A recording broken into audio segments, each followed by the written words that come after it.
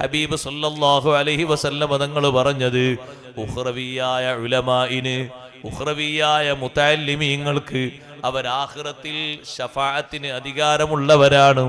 അവര് മുന്നോട്ട് വരുമ്പോ, സിറാത്തിന്റെ അടുത്തെത്തുമ്പോ, നിങ്ങൾ പോകാറായിട്ടില്ല, നിങ്ങൾ അവിടെ നിൽക്കൂ എന്ന് മലക്കുകൾ അവരോട് പറയും. എന്തിനാണ് അവരെ നിർത്തുന്നത്?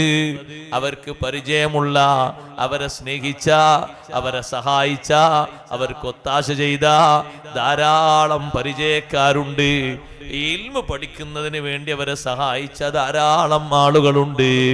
അവരെ ഒന്ന് റെക്കമെൻഡ് ചെയ്ത് കൂടെ കൊണ്ടുപോകാനാണ്. സുബ്ഹാനല്ലാഹ്. ഇൽമിന്റെ മേഖലയിൽ അങ്ങനെ സഹായിക്കുകയും സഹകരിക്കുകയും ചെയ്യുമ്പോ ഹബീബ് സല്ലല്ലാഹു അലൈഹി വസല്ലം തങ്ങൾ നമ്മെ ഏൽപ്പിച്ചൊരു പ്രധാനപ്പെട്ട ദൗത്യമാണ് ദീനിന്റെ ഖിദ്മത്ത് എന്ന് പറയുന്നത്. അതിനേറ്റവും മുഖ്യമായി ഉണ്ടാകേണ്ടത് ഇൽമിനെ സഹായിക്കുക എന്ന വിഷയമാണ്, മുതഅല്ലിമീങ്ങളെ വളർത്തുക എന്ന വിഷയമാണ്.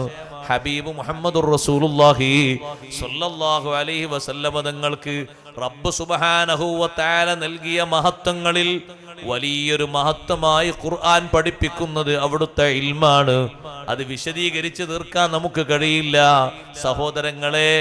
ആ ഇൽമിന്റെ വിഷയം കൊണ്ടല്ലേ നബി സല്ലല്ലാഹു അലൈഹി വസല്ലം തങ്ങളെ ദീനി രംഗത്ത് എല്ലാ ആളുകളും നബി സല്ലല്ലാഹു അലൈഹി വസല്ലം തങ്ങളെ അംഗീകരിക്കുകയും തങ്ങൾ മുന്നോട്ട് വെക്കുന്ന കാര്യങ്ങൾ അനുസരിച്ച് വിശുദ്ധ ദീന് സ്വീകരിക്കുകയും ചെയ്തത് മദീനയിൽ വന്നപ്പോഴും മക്കയിൽ ഉണ്ടാകുമ്പോഴും അതേ ഹബീബ് സല്ലല്ലാഹു അലൈഹി വസല്ലം തങ്ങൾ മുന്നിൽ വരുന്ന അപരിചിതരായ ആളുകൾ അവരെങ്ങനെയാണ് നബി സല്ലല്ലാഹു അലൈഹി വസല്ലം തങ്ങളെ ശ്രവിക്കുന്നത്, എങ്ങനെയാ മനസ്സിലാക്കുന്നത്?